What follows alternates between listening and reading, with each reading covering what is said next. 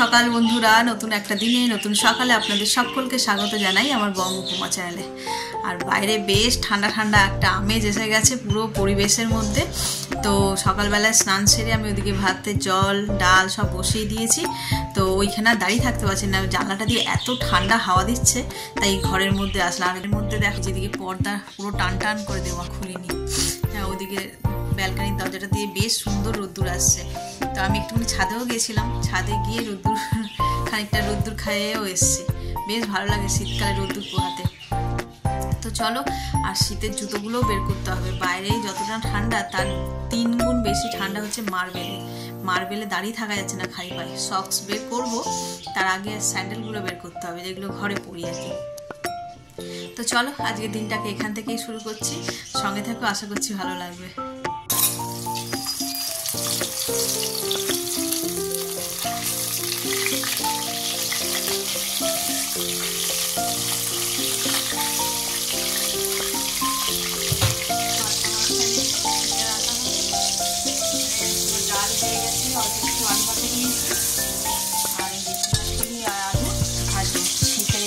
দিয়ে ডাল দিয়ে খেতে দারুণ লাগে। আর করবো অল্প একটুখানি ঝোল সবজি দিয়ে, পেঁপে বিনস আলু বড়ি দেবো একটু, আর জ্যান্ত জিওল মাছ এনেছে, জিওল মাছ দিয়ে ঝোল হবে পাতলা। তো চলো রান্নাগুলো করে নিই।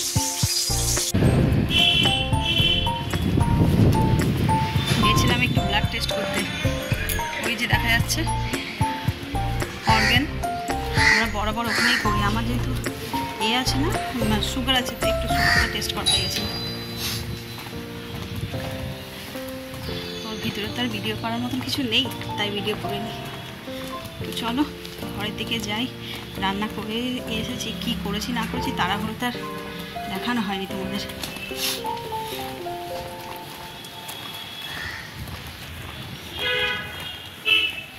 আজকে যেহেতু ব্লাড টেস্ট করতে আসছি, সেই জন্য বিশেষ কিছু রান্না করিনি, অল্প সামান্য কিছুই রান্না করেছি।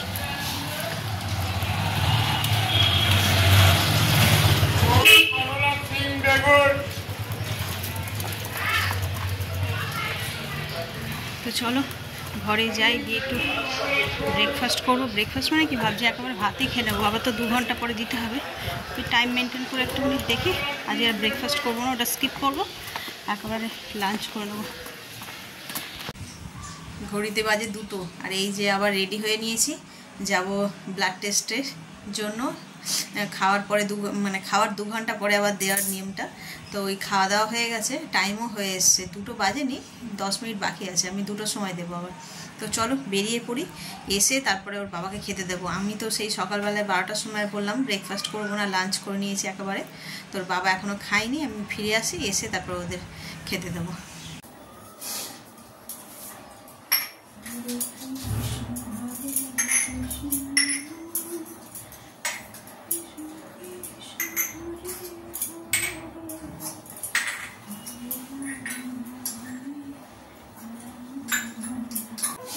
Good evening. চলে এসেছি ঠাকুর ঘরে সন্ধে দেবো বলে। মায়ের শরীরটা ভালো নয়, আর সকাল থেকে আজকে সেভাবে ব্লগ করাই হয়নি। দুবার করে ওই ল্যাবরেটরিতে এলাম, ওই করে আর তেমন কিছু ব্লগ করা হয়নি। এখন আবার যেতে হবে রিপোর্টটা আনতে। চলো আগে সন্ধেটা দিয়ে নিই, দিয়ে চা ঠাকুর, এখন টাইম হয়নি, সবে তো 5টা বাজে। এসব করে নিয়ে তারপরে যাবো।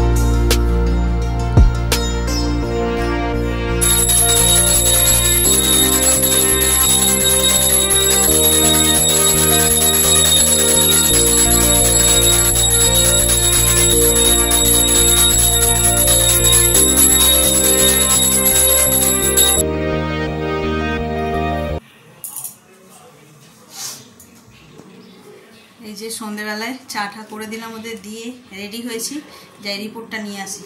কে জানে কী রয়েছে রিপোর্টে।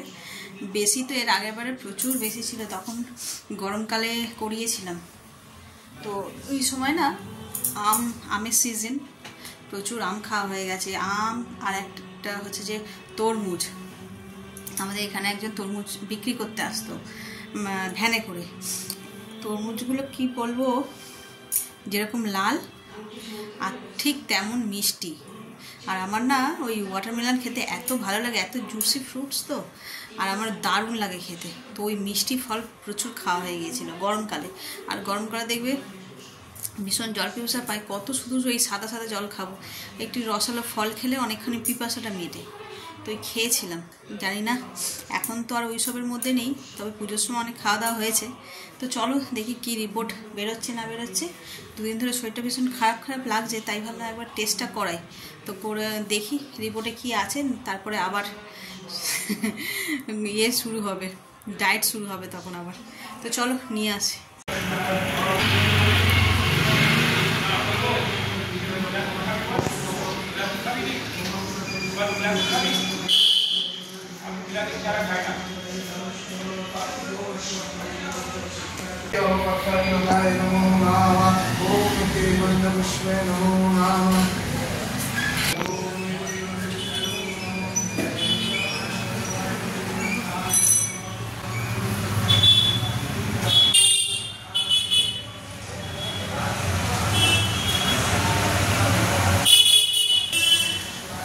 হরিসভা মন্দির যাচ্ছিলাম এদিকে, তাই একটু দর্শন করে নিলাম।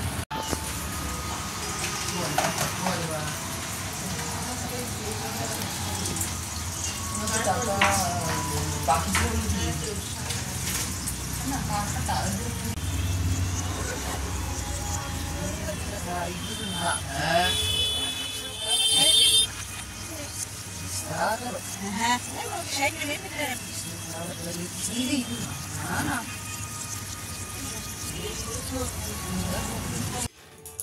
রিপোর্ট নিয়ে এই জাস্ট ফিরলাম। তো রিপোর্ট খুব ভালো যে তা নয়, একটু সামান্য আছে সুগার। এই পুরো পুজোর পর থেকে এখনও পর্যন্ত একটুখানি কন্ট্রোলে ছিলাম, রেখেছিলাম নিজেকে, মানে খাওয়া দাওয়ার দিক দিয়ে ওষুধও প্রপার ওষুধ খাচ্ছিলাম টাইম টু টাইম, আর খাওয়া দাওয়া কন্ট্রোল করছিলাম। তো দেখছি একটু কমেছে, মানে এর আগের রিপোর্টটাতে যত হাই ছিল তেমনটা নয়। তাই সাহস করে নিয়ে চুরমুর ওইখান থেকে পাস করার সময় যে ফুচকার ওই গন্ধরাজ লেবুর গন্ধটা দেয় না, তখন আর কন্ট্রোল করা যায় না নিজেকে। তো ওই একটু চুরমুর নিলাম, দাঁড়িয়েছিলাম ছেলের জন্য ফুচকা নেব বলে। তো ও আজকে হচ্ছে যে পড়তে চলে গেছে, আর ওকে তো ভালো করে উইশও করা হয়নি যে আজকে চিলড্রেন্স ডে। বলেছি একবার, তবে ওর জন্য যে কিছু করব বা কিছু এনে দেবো সেটা আর হয়নি। তো ফুচকা নিলে কখন ও পড়ে আসবে, 9টা সাড়ে 9টা বেজে যাবে, তাই ওর জন্য নিলাম একটু মোমো, আর আমার জন্য নিয়েছি চুরমুর, আর মায়ের নিয়েছে চাউমিন। আজকে চিলড্রেন্স স্পেশাল এই খাওয়া দাওয়া, রাতে এমনি নর্মাল তরকা রুটি হচ্ছে। তো চলো খেয়ে নিই, খেয়ে নিয়ে তরকা রান্না করবো। আর আজকে তো সারাদিন যে কিভাবে কেটে গেল বুঝতেই পারলাম না, মাথায় একটা হালকা টেনশন ছিল রিপোর্টটার জন্য। তো দেখলাম যে না কমলেও অল্প সামান্যও কমেছে, খুব একদম বাড়ন্ত নয়। তো এটা কন্ট্রোল করলে ঠিকঠাক থাকবে। তো চলো খেয়ে নিই, খেয়ে নিয়ে তারপরে যাবো রান্নাঘরে, তরকা রান্না করবো আজকে। একদম আজকে আর দিয়ে করবো না, কি বলে, পানির দিয়ে করবো না, আজকে একদম সিম্পল টমেটো, কাঁচা লঙ্কা, ধনে পাতা এইসব দিয়ে করবো। তো কীভাবে করি তোমাদের সঙ্গে শেয়ার করব। তো চলো আগে খেয়ে নিই। এটা হাতে নিয়ে বেশিক্ষণ কথা বলা যায় না, এই হচ্ছে সমস্যা। একটু মেখে নিই, এতটা মুড়ি, যদিও আমি খাবো না একা, রনর বাবা আর আমি দুজনে মিলেই খাবো। তরকারি করবো বলে চলে এলাম রান্নাঘরে, ঘড়িতে বাজে 8:45। ছেলেটা এখনো পড়ে আসেনি, ওর জন্য একটু বসেছিলাম, আমরা মুড়ি খেলাম, ভাবলাম যে ও আসলে ওকে খেতে দিয়ে তারপরে তরকারিটা করবো। বসে আছি দেখছি এখন আসেনি। তো যাই হোক, দিয়ে তরকারিটা করে নিই, সেই করতে করতে ও চলে আসবে। আর আজকে করব তরকা একটু অন্যরকম, এর আগে আমি এরকমভাবে কখনো করিনি, তাই ভাবলাম তোমাদের সঙ্গে একটু শেয়ার করি। তো চলো, এই দেখো তরকা করব বলে এগুলো সব কেটে নিয়েছি, কুচিয়ে নিয়েছি একদম। পেঁয়াজ, লঙ্কা, রসুন, আদা, এখানে ধনেপাতা আর স্প্রিং অনিয়ন, অল্প সামান্য ক্যাপসিকাম, এখানে টমেটো, আর এখানে কড়াই তেলও বসিয়ে দিয়েছি। তো চলো রান্নাটা শুরু করা যাক। তেলটা গরমও হয়ে গেছে। প্রথমে যেটা দেব সেটা হচ্ছে রসুন। তেলটা যেহেতু গরম চট করে রসুনটা লাল হয়ে যাবে দিতে দিতেই। এবার দিয়ে দেবো পেঁয়াজ।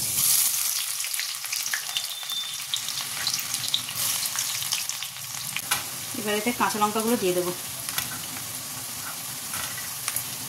কুচো করে রাখা আদা।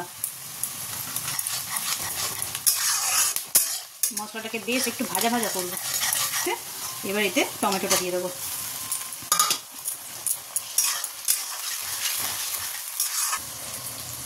এবার দিয়ে দেবো নুন, দেবো হলুদ, দেবো লঙ্কা গুঁড়ো, দেবো দিয়ে আবার ভালো করে মশলাটাকে কষিয়ে নেব একদম সামান্য।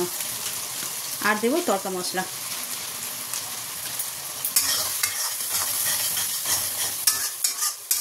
এই সময় কেটে রাখা ক্যাপসিকামটাও দিয়ে দেবো, কারণ মশলাটা কষা হয়ে গেছে।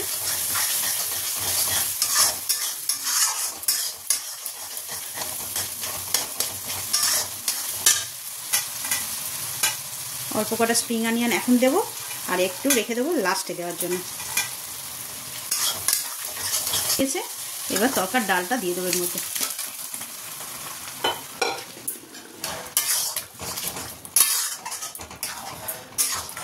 একদম ধাবা স্টাইলে বানিয়েছি আজকে তরকাটা।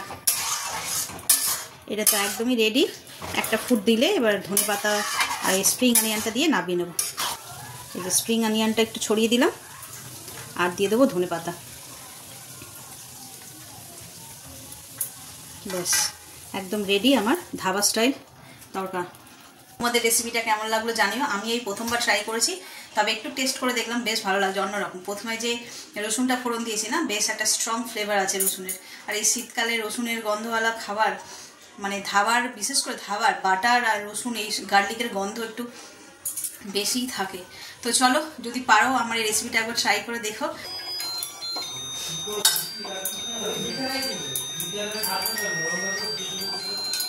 ছেলে এসে গেছে পড়ে, এবার খাবারটা ঠান্ডা হয়ে গেছে একদম, একটু মাইক্রোওয়েভে গরম করে তারপরে দেবো।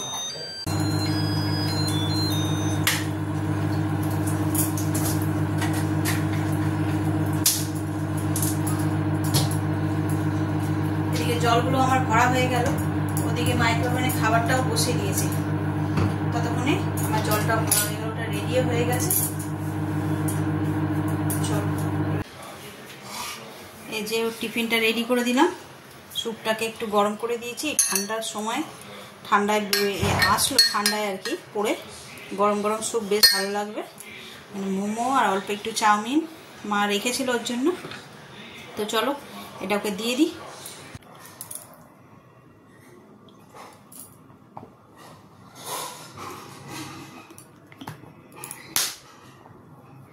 রাতের ডিনার হয়ে গেছে, ওষুধও খেয়ে নিলাম, এবার শুধু শোয়ার পালা। তো চলো, আজ সারাটা দিন কেমন একটা সাদামাটা ভাবে কাটালাম, মানে কোনো এক্সাইটমেন্ট নেই, কিচ্ছু নেই। সারাটা দিন দেখতে দেখতে কেমন কেটে গেল। তোমাদের সঙ্গে তেমন কিছু শেয়ারও করিনি। 3 বার তো গেলাম ল্যাবরেটরিতে, তাতেই তো সময় শেষ হয়ে গেল। আর একই জিনিস কি দেখাবো, যাচ্ছি আসছি যাচ্ছি আসছি এই। তো চলো আজ এই ব্লগটাকে এই পর্যন্তই রাখছি। যদি কিছু ভালো লাগে থাকে তাহলে please like, comment, share and subscribe. সকলে ভালো থাকবেন, সুস্থ থাকবেন। আগামীকাল আবার একটা নতুন দিনের সঙ্গে দেখা হচ্ছে। Good night.